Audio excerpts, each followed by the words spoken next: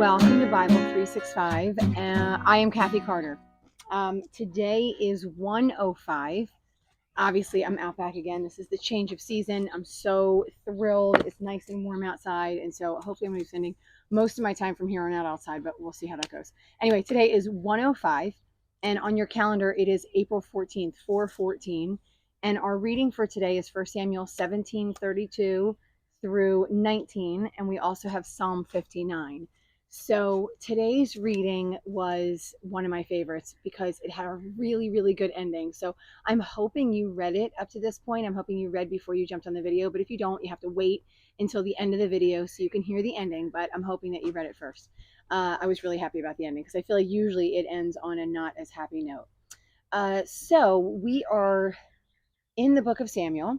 And Samuel was essentially the last judge. And in his judging, he was asked to give the people of Israel a king. So they had not had a leader up to that point for a really long time. They had Moses, who brought them up out of Egypt, and that was many, many generations ago, several hundred years ago. And so they had Moses, and he led them through the wilderness for 40 years, and then he brought them right to the edge of Canaan. And then right after that, they had Joshua, and Joshua led them in the land of Canaan. So he brought them in. He took out most of the people in the land, although not all of them. And that's part of the issue. Right now, they're in the land of Israel, the 12 tribes of Israel. They're in the land of Canaan. I always call it Israel. They're in the land of Canaan, but they have not destroyed everyone as God told them to do. They've left a lot of people still in there. And so those people slowly but surely, as the people of Israel turn away from the Lord, they start to build up. They start to oppress the Israelites. And then very often a judge takes over for a while, brings them back into the land, kind of has them prosper again, and then only to have that cycle kind of go over and over again. So it gets to be a point where the Philistines have essentially, I don't want to necessarily say taken over, but they own a huge portion of the land in there, and they are oppressing the Israelites. And so the people are like, we haven't had a king. We need a king to follow. We want to sort of bring the tribes of Israel together. And so much against what Samuel would like, and even God does not want to do this. So God's not excited to give them a king because God is their king. God is still our king. But because they asked for it, he said he would give it to them. So he did. And so at this point, he has given them Saul, but that has already not turned out so well. Saul has already turned against the Lord in a couple of ways. And the Lord has said he was going to anoint someone else in the place of Saul. He said he regretted that he made Saul king. I have to put my dog in because he's barking at the neighbor's dog. I'll be right back. All right. Now we find ourselves with, they're in war with the Philistines. So Saul is in war with the Philistines. And they're sort of like up in valleys, or they're up, at the top of mountains, and right in the valley they come down and they meet sort of each other. And every day when they meet each other, this huge giant called Goliath comes out and he threatens them every single day. He sort of mocks them and he says, bring your champion out to battle me. And then David winds up coming in because David is away for a while, so he goes home, he takes care of his sheep, and then he comes back in. So at this point he's come back in, he's brought his brother's food, and he's like, hey, what's happening?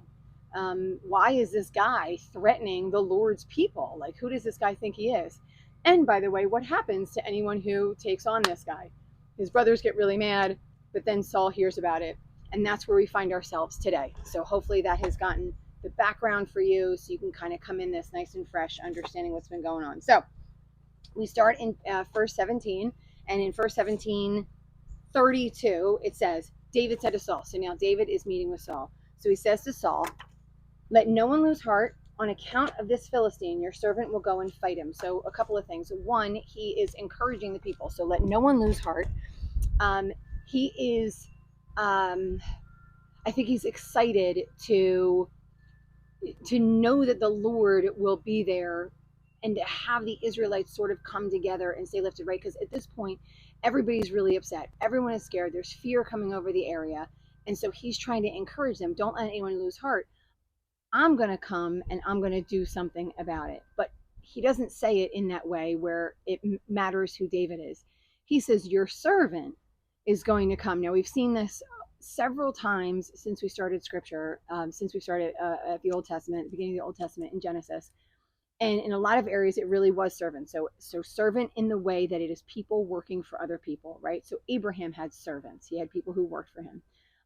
There were other people in the Old Testament that had servants, but there were also many times where whoever the person was that spoke to God, he said, he would say, how can your servant help you, or why do you come and visit your servant, right? All of these things. So recognizing that we as people who follow God serve God, we are servants to God. And I preface this by saying, and I've probably mentioned it in some of the other areas where I noticed that they said servant, uh, this is a humble stance, right? And that's not the norm for the area in which we live. And maybe it's just I'm in an area that's a relatively affluent area in the United States, and so maybe that might be true in some places that aren't as affluent. Um, Maybe I should say comfortable, aren't as comfortable, but being someone's servant, even if you work for someone, I'm going to say you probably don't recognize yourself as their servant, right? Even if you work for them, even if the owner of the company comes in, you're probably not considering yourself a servant because you're somebody that gets paid to do the things that you're doing, right? So you probably don't really think in your mind that you're serving this person, right? There's a connotation with serving that it's a little bit more humble than just working for somebody, right? So like you are a little bit on the lower end of the spectrum versus the person that you're serving. And so that's how David approaches Saul. And again, that's how we, I believe, should be approaching God, because that's how we see people in the Bible approaching God. And so if we love God and we are serving God, I think it's in the way that we're supposed to be approaching him as well. So again, recognizing these things about ourselves, that we're not as high as God is. And so we do serve this God, and we're supposed to be serving this God, doing the things that he asks us to do as people who love him, right? As people who love him, honor him, and worship him. So this is how David approaches Saul. Um, so he says he's a servant, and he says that he will essentially take care of Goliath. So moving on from there, I knew that was just the first verse, but moving on from there, and so he says, Saul. So sorry, went a little bit forward in this one. So that's just the first one, and now we're going to go. He says, "You're not able to go out against him. You're a young man. You can't work that hard." And he says, "Listen, I've taken care of sheep. I've killed lions. I've killed bears. By the way, I don't know if this is normal for tending sheep to go out there and be killing lions and bears. Maybe it is." But I know, as far as historically, that we've been told about people tending sheep, or they're kind of like the lowest of the low. Don't really know if they're out there wrangling lions and bears on the regular, or if they're just kind of taking care of their sheep as best as possible, and then what gets eaten gets eaten. I'm not really sure, so I don't want to throw anything in there, but it feels a little bit unusual. It feels like he might be a slightly unusual shepherd, that he's out there killing lions and killing bears. I don't think we hear about that too often. So, but again, please feel free to correct me if I'm wrong. I have no problems with that. All right. So anyway, he says, your servant has killed both the lion and the bear. This uncircumcised Philistine will be like one of those. Why? Because he's defied the armies of the living God. So again, he's putting this Philistine in his place. Not that he's a horrible person, not that he's in any way evil, not that they hate him, right? Nothing like that. But this Philistine is defying the armies of God. So God is the most important. God is the one that David follows. And this is the reason that David is going out to take care of this Philistine. So, and then Saul says to have him go. And then Saul is going to dress him up in all of his stuff. So Saul gives him, well, not Saul's stuff, but in stuff that, so in regular armor. So he's going to put him in shoulder pads and armor in the front and covering up his legs, right? And gives him a weapon and all these kind of things. And David tries to walk in it, and essentially he can't. And so instead, he strips all of that off, and he just goes as he is. And so I think that there's two sort of points to be had in this. And one is he's fully and completely dependent on the Lord. So he's not dependent on his protection. He's not dependent on his weapon, right? He's not dependent on even anything that he can do. Not that he's not going to do anything. He's not dependent on those things. The second thing is he's doing it sort of his way. He's not becoming a warrior, right? So he's not battling this Philistine as other Israelites would battle this Philistine. He's battling this Philistine as David would battle this Philistine. So I think there's something to be said about how God has uniquely made each of us with our own gifts and our own purpose, and using that purpose and not trying to create a different and separate purpose for ourselves, right? So David is going as David, and he is handling this as David with the full and complete protection of God in there. So he comes down, he comes in and meets Goliath. And then obviously we're going to know what happens, but he comes and he meets Goliath. And then it says, and then it says, when he looks at David, in verse 42, he looked at David and he saw that he was little more than a boy. So the Philistine, right? Goliath, the giant Philistine.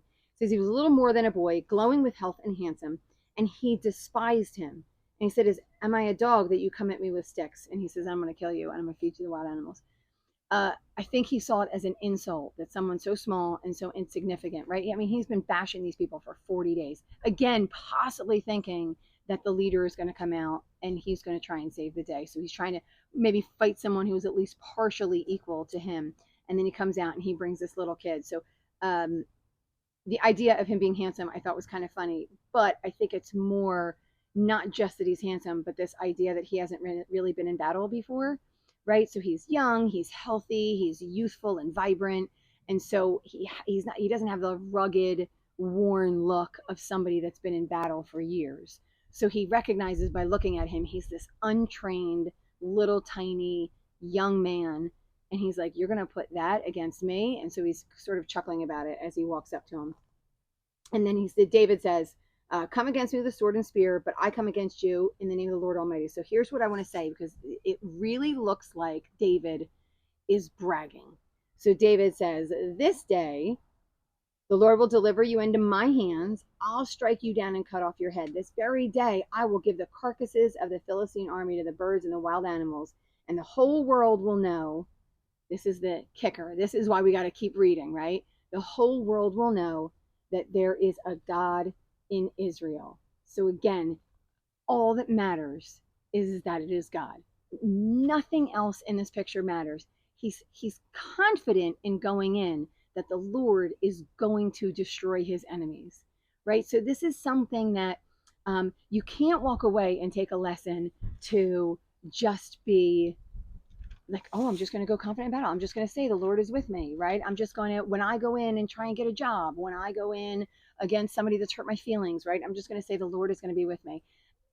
The Lord was with the Israelites to fight and battle the Philistines, right? So the Lord allowed Saul to go against them. So David was confident in that they were on the side of the Lord and the others were not on the side of the Lord. And so that confidence it doesn't come from David being David, but it comes from the Lord being the Lord. And so he says it up, down, sideways, front and back.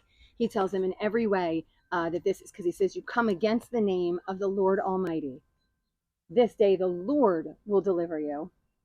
And he says, the battle is the Lord's, and he will give you into his hands. And it says, the Lord saves, right? It's not sword or spear, but it's the Lord that saves. So David makes no mistakes, doesn't mince any of his words, and he gives all the power and all the credit to the Lord.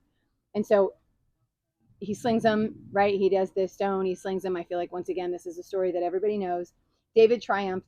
David ran over and stood over him, and then he cut off his head, just like he said he was going to. Moving down to the next section, it says, when the Philistines saw it, they ran away, and then all the Israelites chased after them and mowed them all down. And then the Israelites wound up winning this war. And then David takes the Philistines' head and brings it to Jerusalem. And then he takes the Philistines' weapons in his tent. So now David has these weapons that are probably way too heavy for him to hold or carry or anything like that. And then here we go.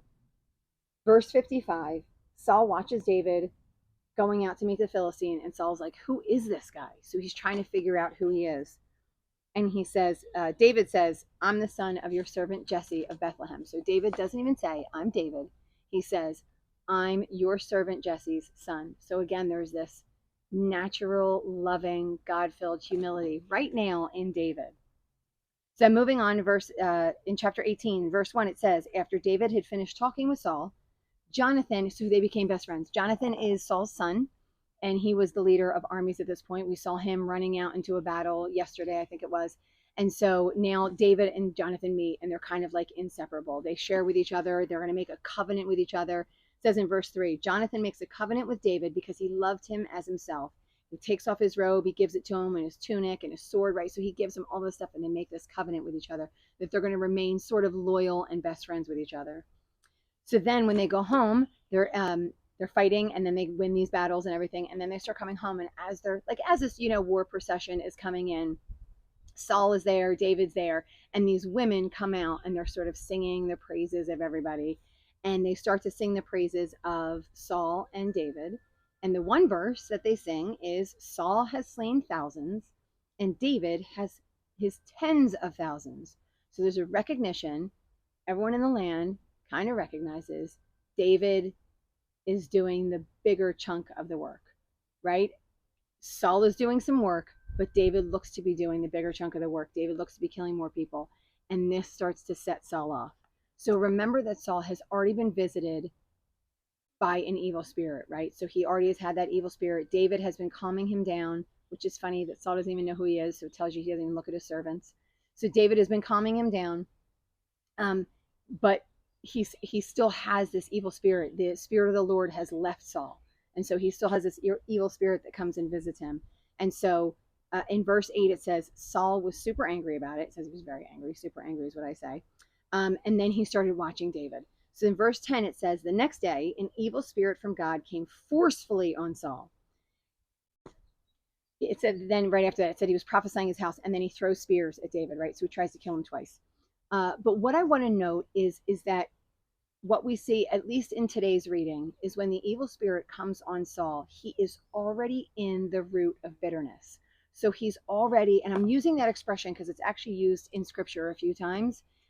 Bitterness is an important thing that God doesn't want us to hold on to. And one of the times is it starts all the way back in with Cain and Abel.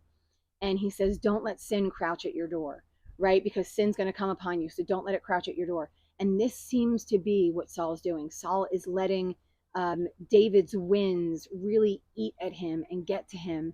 And he's jealous of him. So starting to think about some of these things in ourselves, right? Is there this root of bitterness or jealousy or stress or fear, right? Where it's like, it's a little bit long term, right? It's not something that is one and done, like, oh, I've had a jealous moment. And just to give you an example, if you've been listening to me for long term, I lost my one job. I wound up getting another job, but I'm not very excited about it. And I just found out that a whole bunch of people in my building got the job that I wanted. And there's a little bit of jealousy in there, right? And so I had to, after eating it just a little bit, because I knew that it was there and I knew it was coming. After eating it a little bit, I had to remind myself that this was not something I deserved. I don't need this job.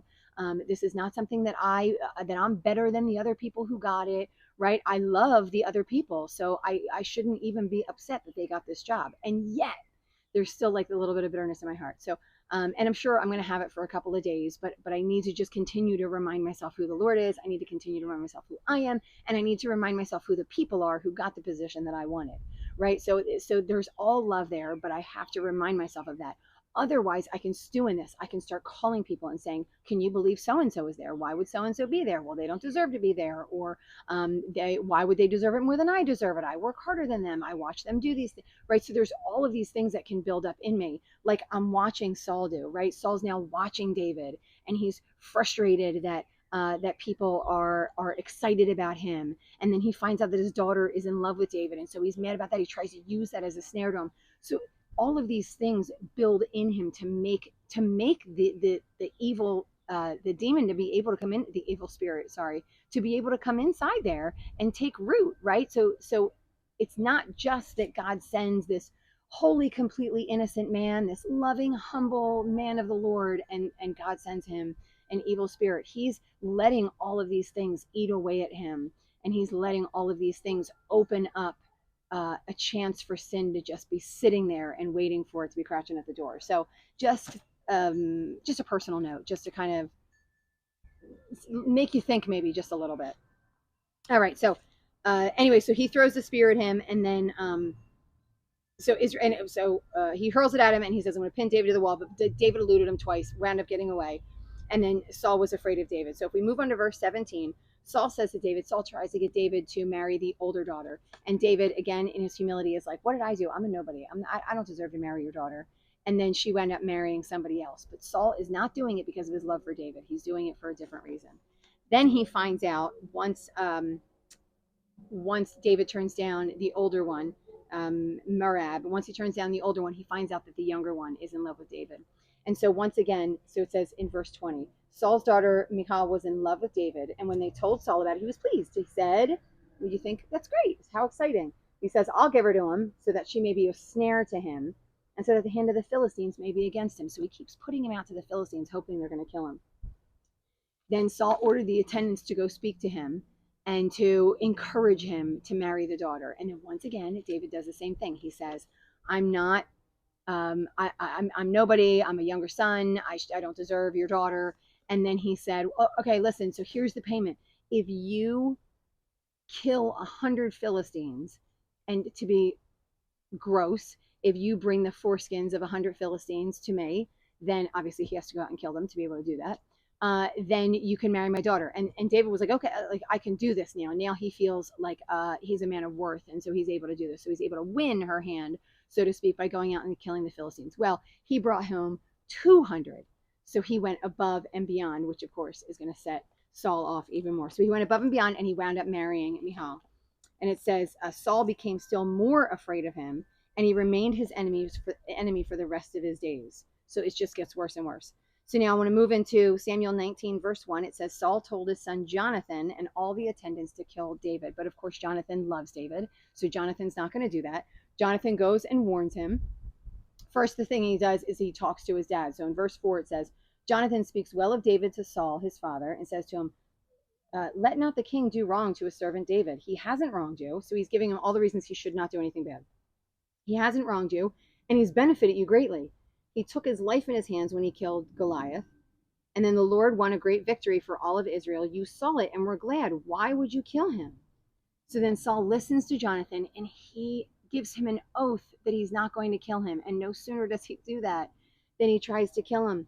It says in verse 9, an evil spirit from the Lord comes on Saul. And while he's sitting in his house, David's playing the lyre, and he tries to throw a spear at him. David eludes him, and he runs away. David goes home to his wife, and his wife is like, "You can't stay here. You've got to go hide. I hear they're going to kill you." She hides him, and then she lies to her dad.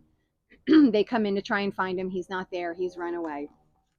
And then when he has run away, she says, again, she lies to her father. In verse 17, he says, "Why did you deceive me?" And she says, "He said, let me get away. Why should I kill you?" So she lied and pretended like he threatened her. So then he writes this psalm. We move on to Psalm 59. And this is a psalm of David when David is running away, because we're pretty sure of the timing. David is running away from Saul. He's running for his life. And he is a man who loves the Lord. He is after the Lord. He has done everything for the Lord, as we've seen up to this point. And so he's now reaching out to God in this, essentially this poem. He says, "Deliver me from my enemies, O God. Be my fortress against those who are attacking me. Deliver me from evildoers and save me from those who are after my blood." So he is asking God to save him and to deliver him. Now he's also talking about the people. They are lying in wait for me. They're fierce men. They conspire against me. And it says, "For no offense or sin of mine." So he can look in, he can catalog what he's done, and he can recognize that he has not sinned against the Lord. He has not sinned against these people. And so they're after him for the wrong reasons. And then he says, "You, Lord Almighty, are the God of Israel, roused to punish the nations and show no mercy to wicked traitors," those who have turned against God, not those who have turned against David, those who have turned against God. So then in verse 9, he says, "You are my strength. I watch for you. You, God, are my fortress on whom I can rely." And then he goes down a little bit further and he says, I found this interesting because I'm not 100% sure what it means. This is what I think it means. He says, don't kill them, uh, because then people might forget. But then it looks like he says, don't kill them, but annihilate them. So it looks like he's saying, like, so he says, uproot them. And so I think he's saying, like, really kill them. So then everyone is going to know that you have done this, right? It's not this one little act that you took out this one person and everyone can go, well, maybe that guy did it, maybe, right? So it's like you're uprooting this people group. And so everyone will know and remember that it was the Lord that did that. So then again, it goes back to the people. And then he says how he will sing of him. And then finishing off in verse 17, he says, you are my strength. I sing praise to you. You, God, are my fortress, my God on whom I can rely. So again, he's just reminding himself who God is, what God has done, the purity and the strength of who the Lord he serves is. So then we're going to finish up. This is a part that I love. We're going to finish up in 1 Samuel 19, starting in verse 18. David had fled and made his escape. He went to Samuel, and then he told Samuel everything that Saul had done to him. And then he and Samuel went somewhere else. Word came to Saul. So Saul now knows where he is. So he sends people to go get him. And so the people come and they see David and Samuel, and they're supposed to be getting ready to kill David. And instead they start prophesying. So this spirit comes upon them, and they start prophesying, and they start singing. It says like limbers and tires and lyres and timbrels, all those things. They start prophesying. He sends another group. It happens again. He sends another group. It happens again. Then he goes himself, and it happens to him. And then he starts prophesying. And then it says he lies naked. So like it's not even just that he's like singing and dancing for the Lord. It says in that last verse, he lay naked all that day and all that night. And this is why the people say, is Saul also among the prophets?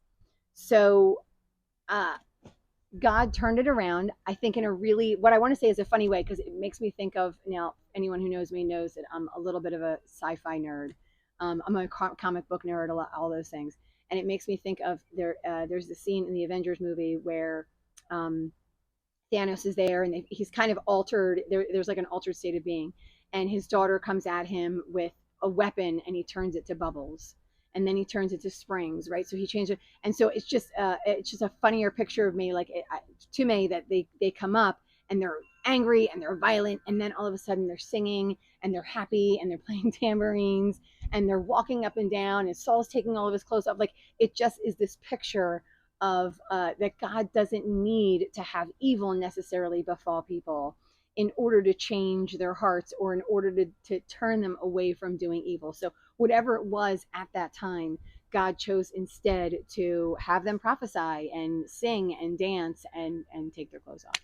So I think it's a great way to end. It's definitely probably been my favorite ending of all endings in any of our readings.